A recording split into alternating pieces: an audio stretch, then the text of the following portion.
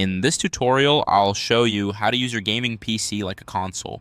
By the end, you'll have Steam set to launch directly into big picture mode so you can navigate and play your games with a controller, just like a console.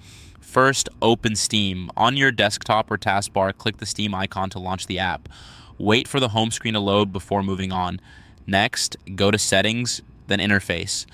In the top left of Steam, open the menu and choose Settings.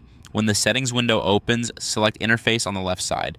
You should now see options that control how Steam looks and starts up. Now, enable Start in Big Picture mode. Find the option labeled Start in Big Picture mode and turn it on. This tells Steam to open in its controller-friendly interface every time you start it, which is what makes your PC feel like a console. Right after you enable it, leave the other settings as they are and close the settings window.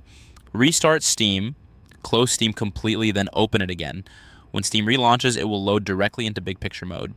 If you see the full screen console-style interface with large tiles and a simple menu, you're in the right place.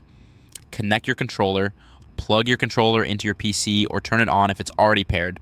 On screen, look for the controller icon in Big Picture mode. Once the controller is detected, the interface will respond to the D-pad or thumbsticks. If needed, you can still use your mouse briefly to confirm prompts while your controller connects. Play games from Big Picture mode. Using the controller, move to Library and open it. Browse your installed games, select the one you want to play, and choose Play. The game will launch using the Big Picture overlay, so you can control it from the couch without switching back to the desktop. When you finish a game, exit back to Big Picture mode and select another title the same way.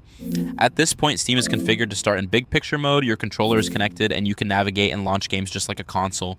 Your setup is complete and working. For more step-by-step tutorials like this, subscribe and check out the other guides available on the channel.